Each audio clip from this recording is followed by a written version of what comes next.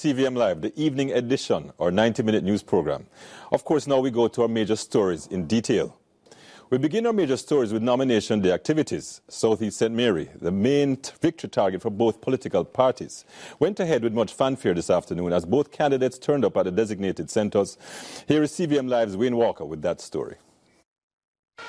This is Onoto Bay in St. Mary. The town has seen many big events, but chances are they've never seen anything quite like this. Traffic backed up for hours. Why? 2 doctors rode into town to legitimize their candidacy to battle in 21 days' time for the right to represent St. Mary Southeast in the Parliament. The 2 candidates could not have been further apart. The only glaring similarity, they are doctors, and that's where it stops. A political newcomer in every sense of the word against the tried and tested. Nomination days like the Wayne to a big boxing match, and so Dr. Norman Dunn was first on the scale. It is exactly 609 days ago today that Dr. Dunn was involved in a similar exercise at this very venue. Then he lost eventually in the courts to the late Dr. Winston Green by 5 votes. Dr. Dunn arrived at the Catholic Church in Onoto Bay at minutes to 11, accompanied by some of the real heavy hitters of the governing Labour Party, not the least of which is the leader and Prime Minister Andrew Holness, and yes, a throng of Labourites who followed him to the nomination centre and camped out until the business was done, no pun intended. Having ticked all the boxes that confirmed his eligibility, he emerged brimming with confidence. Because of the heavy traffic in the town, it took the Labourites a bit of time to get out. But when they did, Onoto Bay was suddenly inundated by an orange wave which swept across the town as the political newcomer, Dr. Shane Alexis, flanked by newly minted party leader Dr. Peter Phillips and several other big party names, rushed through the streets up to the nomination centre to meet the 2 p.m. deadline. With his 12 witnesses safely inside, Dr. Alexis quickly brandished the 3 $1,000 notes, filled out the nomination papers, and the process was good as over. He too believes it's just a matter of 21 days before he becomes Jamaica's latest parliamentarian. I'm supporting Dr. Dunn. However, I'm from the Cassia Park division. But you don't know from your Labour writer, you say show us straight. Anywhere the party there, you have to find it. You understand what I say? In St. Mary, I know Mr. Dunn can win him, you know. I don't know what he can do, but in the transaction, I think he can take care of the school, because I think Mr. Vaz like grew him like that. The argument done, because I'm named Dr. Dunn and come from Onoto Bay.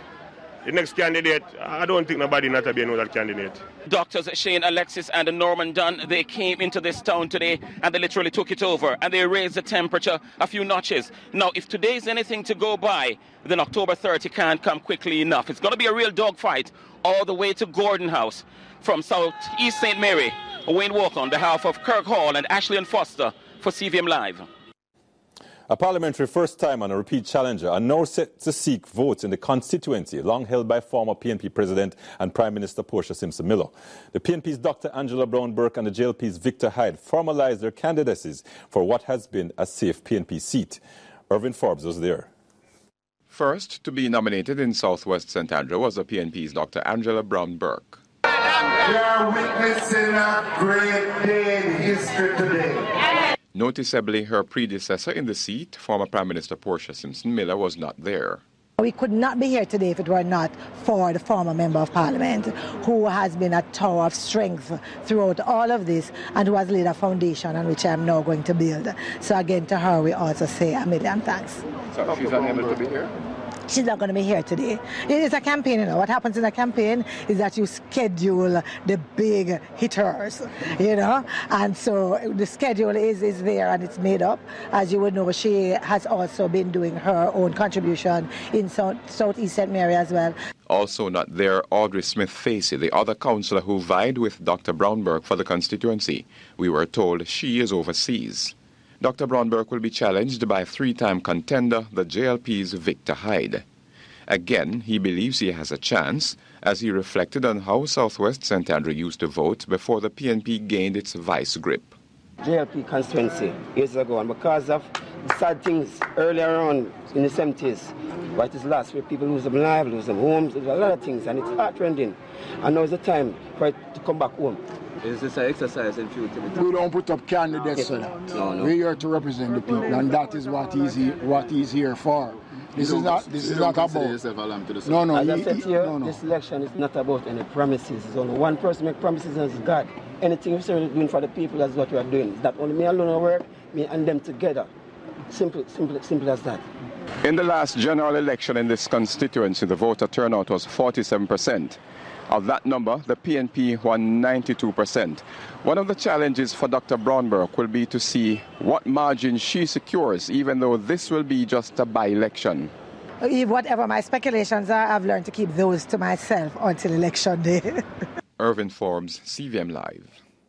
And in the third contest, the PNP's Mark Golding and the JLP's Dane Dennis now have the all clear to contest the South St. Andrew seat. Once again, we get the details from Irvin Forbes. The PNP's Mark Golding is widely expected to win South St. Andrew, but the party leader doesn't seem to want to take it for granted. I know many in the PNP in this seat think that Mark is already the Member of Parliament, but they need to come out and put the X beside the head. I think that's the main thing that people want in the constituency right now, is to have a prolonged period of non-violence. And we have achieved a good step towards that in the last year, but there are still some areas where there are problems, and we need to try and get those areas to a state of calm. Mr. Golding is up against the JLP's Dane Dennis, who is not entirely new to elections, having unsuccessfully contested the last parish council vote. The young university lecturer who hails from the constituency says he's not a gap filler and that he has a chance. Mr. Golding coming with the same old politics. He's plastering the place with poster.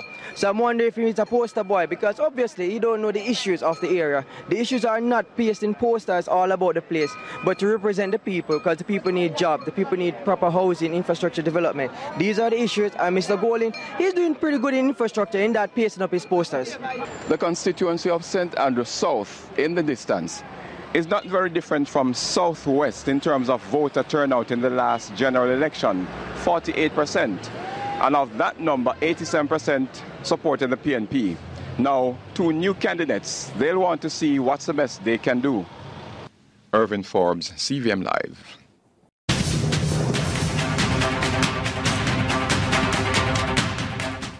Good evening and welcome to News Live in 5. I'm Joel Crosskill.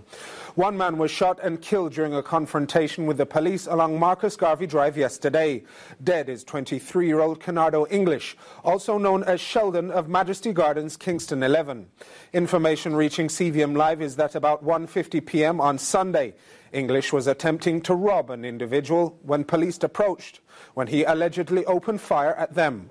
The police took evasive action and returned fire, hitting him. He was taken to the hospital where he was pronounced dead. The matter has been reported to the Inspectorate of Constabulary and the Independent Commission of Investigations. The need for dialogue to address the many problems in the housing sector has the ministry staging a regional conference in October. Issues including governance, security of tenure, as well as housing needs and demands that are not being satisfied will top the agenda of the three-day conference. We decided to have this conference to expose some of these issues, to address some of these issues, and to see where possible can we turn to bring some solutions to the market. We will go into two full days of presentations. We will start with plenaries, and these plenaries will have persons who are experienced in the housing sector doing presentations. The theme of the conference is providing safe, legal and affordable housing for all, from policy to implementation. The Grace Kennedy Group awarded former Prime Minister Portia Simpson Miller with a special award in recognition of her contribution to nation building. This was done at the Dr. Heather Littlewhite Household Workers Award ceremony on Friday, where she expressed appreciation for the award. I am delighted to accept this special award for my contribution to nation building, specifically in the areas of gender, labor, and decent work. I am humbled by your recognition and expression of appreciation for the role I have played in those areas. The cause of workers has been my passion since my early professional life. Mr. Simpson-Miller also congratulated household workers who were highlighted at the ceremony. This was the fourth staging of the annual awards ceremony. That's it for News Live in 5 this evening. Up next, sports with Wayne Walker. Finance Minister and North East Manchester MP Audley Shaw testified to his audience at the formal opening of the recently rehabilitated and expanded Christiana Moravian Primary School that prosperity begins in the mind. He not only told his own story of success, but he hopes to inspire others through educational programs in his constituency. And we have the Christiana Lee's Primary School that we got a new wing built some years ago. I want to tell you that up at Price, we are about to build a new block at Price Primary School as well.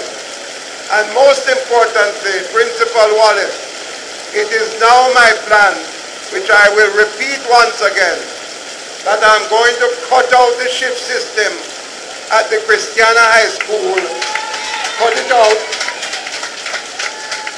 I'm going to cut out the shift system by building a new high school at Fine Grass in Shudley at the other side of the Cobbler properties. He spoke of plans of establishing a branch for the Caribbean Maritime Institute, CMI, in the parish. I have big plans for a new high school there, but guess what? It's going to be more than that. I'm going to not only build a high school at Fine Grass, so we can split the attendance that is now at Christiana High School.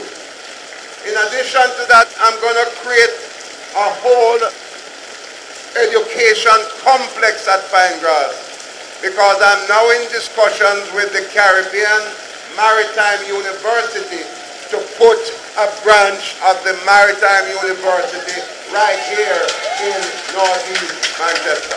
Shaw explained he will also be providing a program for unattached youth in his constituency. I don't like to see government property lying, going to waste.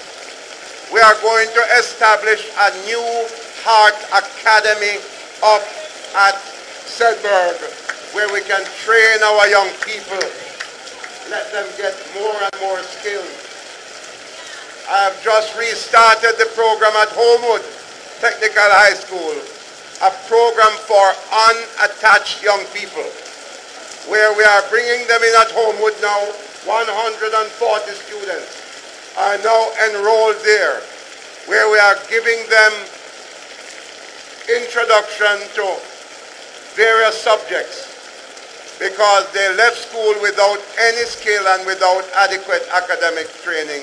So we are giving them a second chance in the program for unattached youth. Nika Lewis, CVM Live.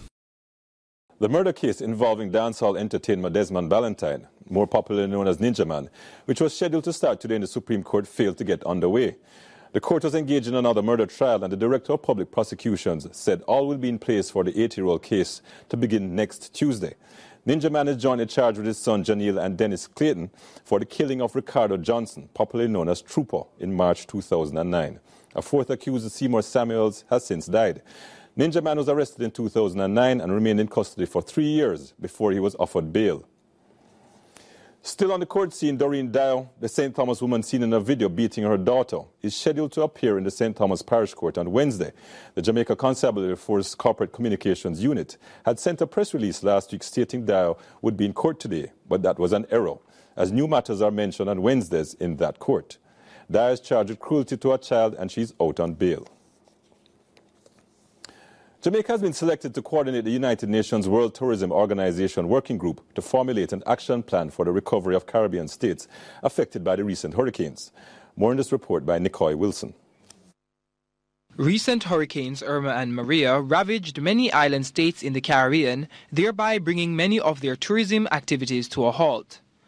Due to the significant impact on the sector, Jamaica has been selected by the United Nations World Tourism Organization, UNWTO, to coordinate the UNWTO's Disaster Recovery Working Group to formulate an action plan to help affected states. As the name implies, it is a tourism response mechanism for member states that have been recently impacted by powerful natural disasters such as hurricane, tropical storms, and earthquakes. Key members of the newly formed working group will convene in Grenada on October 12th to discuss how to assist tourism-dependent states recently ravaged by natural disasters. Minister Bartlett said that tourism is the #1 earner of foreign exchange for many of these countries and that the impact of the hurricanes can be felt in supporting sectors. In fact, for most of these destinations, it is their main source of foreign exchange earnings. The ripple effect of these natural disasters are being felt throughout the tourism value chain. Hoteliers, restaurateurs, farmers, craft persons, transport operators, and many others. And these storms have closed hotels, cut production, and wiped out jobs. Although the focus is on natural disasters, Minister Bartlett said it's not the only area that affects tourism, making specific reference to the recent mass shooting in Las Vegas. But also in terms of pandemics, and such as we had that with SARS and N1H1 and so on and so forth. But also in terms of security issues, as we are seeing cropping up all over the world in various destinations, in places that sometimes we never thought it would happen. The latest one being Las Vegas. Despite the recent setbacks, Minister Bartlett sought to highlight the recent growth experienced in the Caribbean's tourism industry. The sector expanded by an unprecedented 4.2% in 2016, as the region welcomed a historic 29 million visitors, over 1 million more visitors than in 2015. Better indeed than the 3.9% growth that was global or international. So what in fact happened then is that the Caribbean paced ahead. The action plan will be launched at the UNWTO Government of Jamaica World Bank Group Global Conference in March of next year. Nicole Wilson, CVM Live. Now CVM probes. After some 65 years of bauxite mining and Jamaica at one point being dubbed the #1 producer of the mineral, how has bauxite affected the people of Jamaica? In another CVM exclusive, Nika Lewis probes the bauxite agenda and how it affects Jamaican residents around the mines.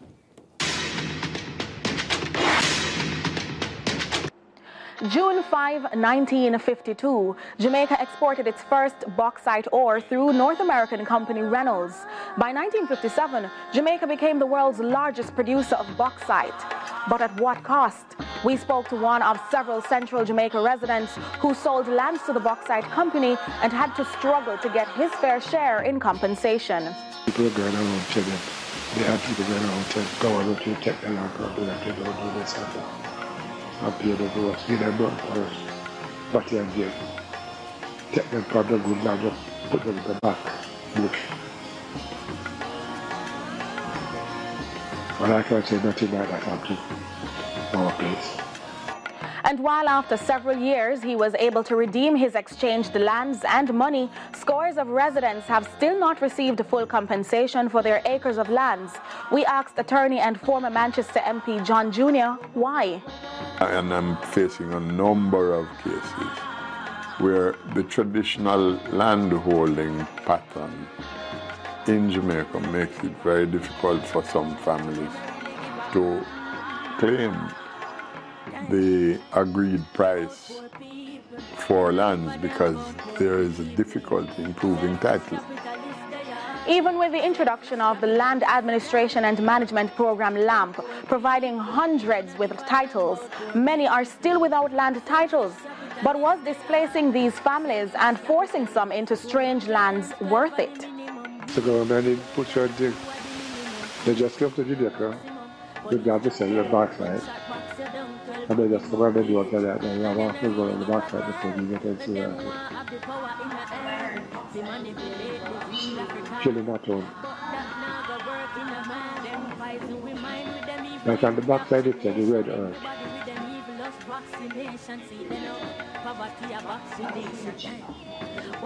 Very true.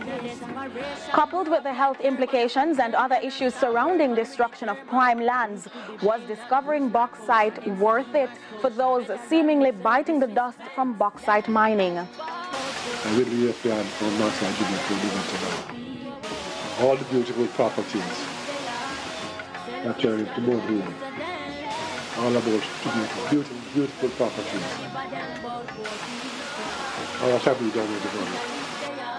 Tomorrow, we explore the health and agricultural implications for the residents, and environmentalists weigh in on the bauxite agenda. For CVM Probes, I'm Nika Lewis.